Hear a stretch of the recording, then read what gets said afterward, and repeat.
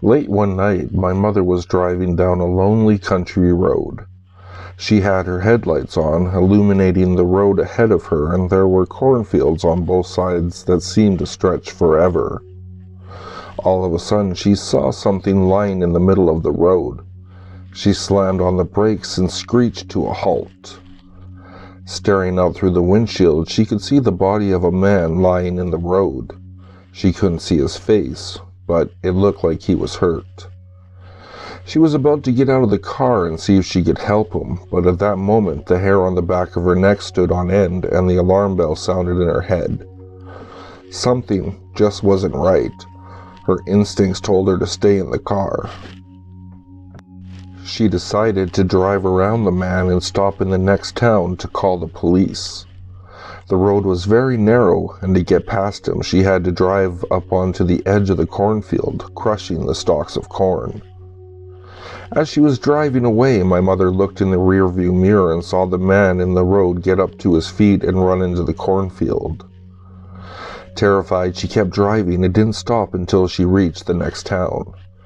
She found a payphone and called the police and told them what she had seen. A minute later, 2 officers pulled up in a police car. They followed her back to where she'd seen the man lying in the road. When they got to the spot, the man was gone. My mother sat in her car with the doors locked, nervously watching the cornfields while the police officers searched the area. In the crushed corn stalks by the side of the road, they found the dead bodies of 2 men. It turned out that then they had been run over when my mother drove up onto the cornfield to avoid the man in the middle of the road.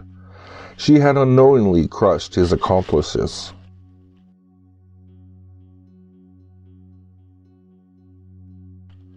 There's a bridge called Covert's Crossing or Covert's Bridge up in Newcastle. A young couple had gotten married on Halloween. Around midnight they were riding in a horse-drawn carriage across the bridge at the same time a car was. The bridge was only 1 lane, so by the time they saw each other it was too late. Story has it that they crashed and the hubcap of the car flew off, decapitating the bride. The police never found her head or the body of the groom. It's been said that if you sit on the bridge on Halloween night around midnight, you can see the headless bride standing on some rocks in the river. However, they don't know if she's looking for her head or her lost love.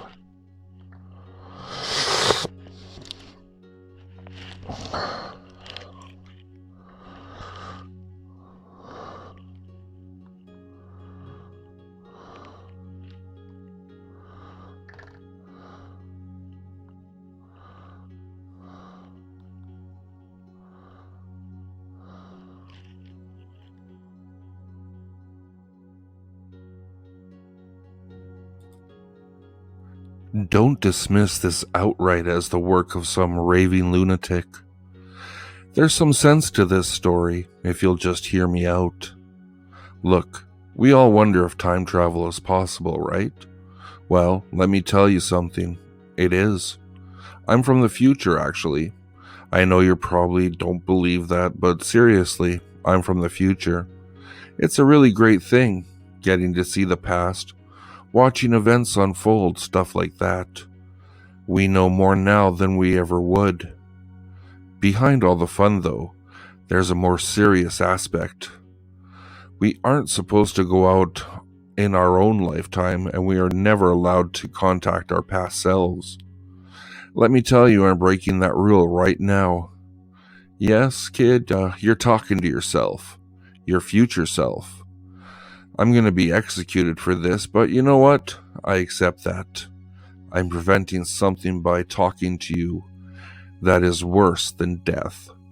I can tell you outright what to do, because the filters would catch it.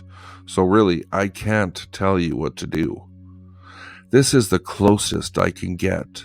Trust me. I can, however, send a little message. You should probably read the first word of every paragraph now.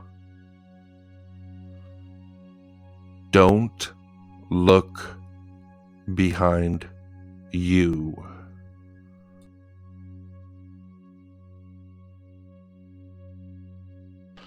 Late at night, I usually go to the bathroom multiple times. But for the past 4 days, every time I go to leave, I can see myself still standing in the mirror from the corner of my eye. It is like the other me is watching me leave the bathroom. It terrifies me to the point where I almost run out without looking directly at the mirror. I never told my husband because I didn't want to acknowledge it out loud. Earlier today, I took a nap in our bed while he sat in the chair next to it and watched TV. When I woke up, he told me that he had seen me sit up and crawl backwards to the edge of the bed and stand up in front of our bedroom door from the corner of his eye.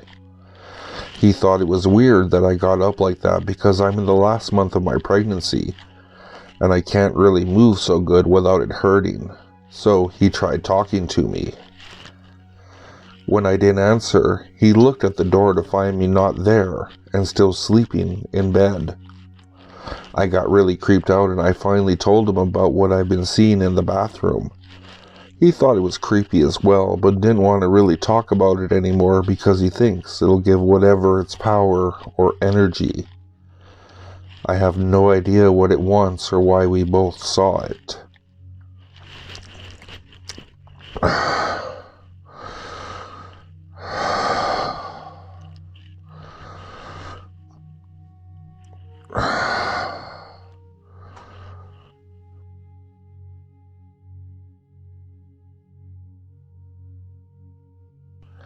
We are only aeronauts.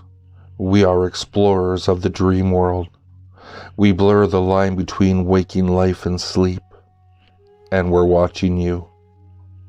It's strange how many people forget that you spend 1/3 of your life sleeping. People have forgotten the importance of dreaming. Less and less people even remember their dreams, and instead get up in the morning, shower, drink their coffee, and drive to work. They feel secure in their 2-bedroom condo overlooking the city, and they don't dream. Instead, they plan their next day.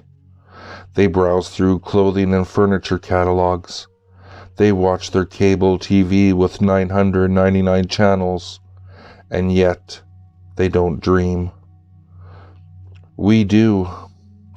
Not only that, we know we're dreaming. When you realize you're dreaming, you realize you're free.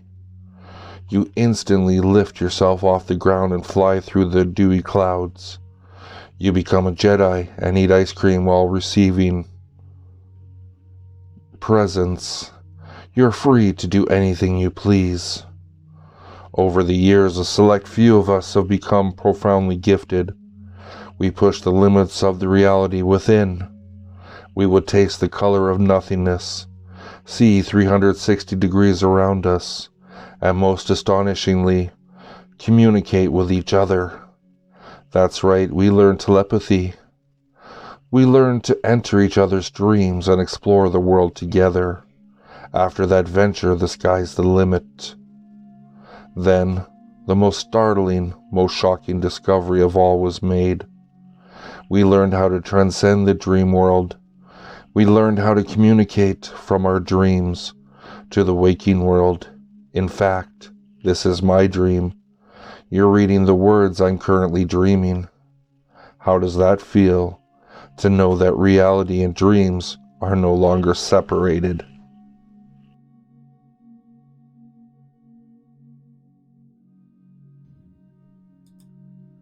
It's the summer and you're out of college classes for at least a week or two before the next semester starts. You spent this time lounging around and sleeping a lot, but lately, correspondence between your local friends has dropped off.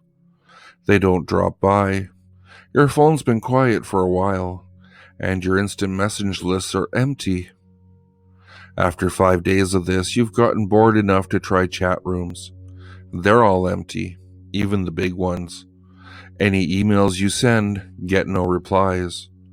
When you leave your apartment, the whole of the building is unearthly silent. The only noise that comes about at all is the whirl from the automated rail outside. Nobody answers when you knock. All the buildings are dark and locked up. When you look out the window, the only cars are of the parked variety. A search of the entire building and even further beyond that yields nothing. No life. The only movement is from the wind or the automated pieces of machinery. Defeated, you slink back into the empty apartment complex. On your door is pinned a note. Turns out the guy in room 302 really could sleep through the end of the world. The note is dated 5 days ago.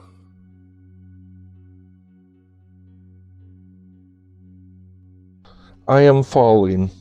I have been falling for, I don't even know anymore. A few million years? It doesn't even matter. Time is meaningless. There's really not much of a story to tell. I was just sitting at home. There was a pain in my chest and I was falling. At first, I just started screaming and waited for my skull to shatter on the ground. Didn't happen. It was a few days later when I finally realized this might not be ending anytime soon. I didn't do anything wrong. I didn't do anything right. I didn't do anything. And yet I am falling. I can see nothing but the empty blackness of whatever I'm falling down.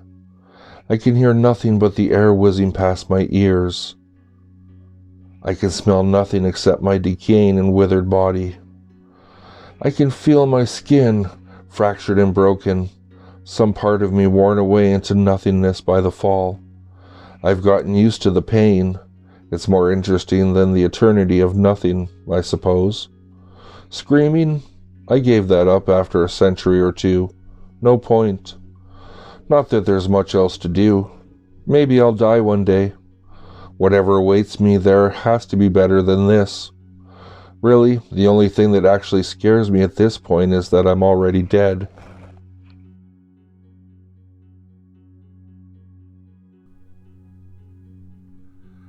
There was a single mother who had 3 daughters. The youngest daughter was diagnosed with an inoperable brain tumor. The doctors broke the bad news to her mother. They told the poor woman that her daughter had only 3 months to live. The family were devastated by the horrible news. The mother decided to have a family photo taken while her youngest daughter was still alive. That way, they would always have something to remember her by. They hired a professional photographer to come and take the photo. The family posed with the youngest daughter sitting in the middle of the picture, and her mother and the oldest sisters arranged around her. Afterwards, they had it framed and hung it over the fireplace in the living room. 3 months later, the youngest daughter died in hospital. Her mother and her 2 sisters were at her bedside when she passed.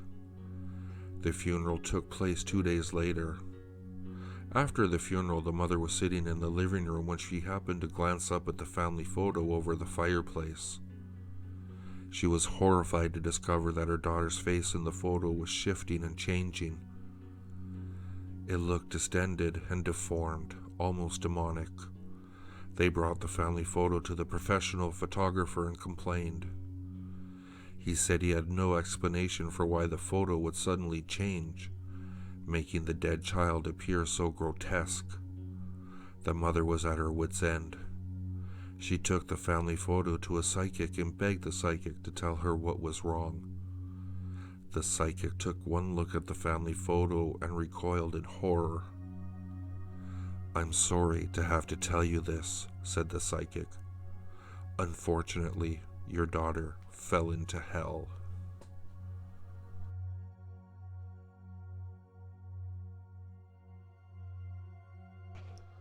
My father's footsteps ringing distant from the hall was my lullaby when I was younger. In the dead of night, when my back was turned to the door, I would hear the familiar padding of his white and gray socks colliding with the hardwood floor outside my bedroom. The door would open and a thin cascade of golden light streamed from where he'd come, would land across my bed. The sound of his steps would become softer now, muffled by the plush white carpeting settled along the ground, and upon my forehead his hand would gently push my bangs away and his cold lips would press tenderly to my skin. He had always had poor circulation, and in the hot summer evenings I spent holed up in my covers, it was rather nice to have his soft skin on mine, cold and forgiving. At times I would turn my head to face him. My sleepy gaze would meet his, and in the darkness his pearl teeth would shine in a warm smile, and I would smile in return. It was always a silent exchange when I awoke to one of his visits, usually ended by a wave of my hand and the fading of his loving grin. I couldn't understand why, at 14 years old, his nightly visits ceased. Upon asking my mother about this, she turned to me, gaze softened and lips parted just enough to emit tender words. "Well," she stated softly, "as you get older, you see ghosts less and less."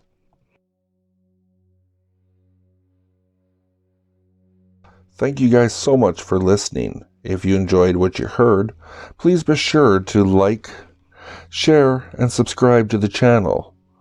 But I've been just plain creepy, and I'll catch you in the next video.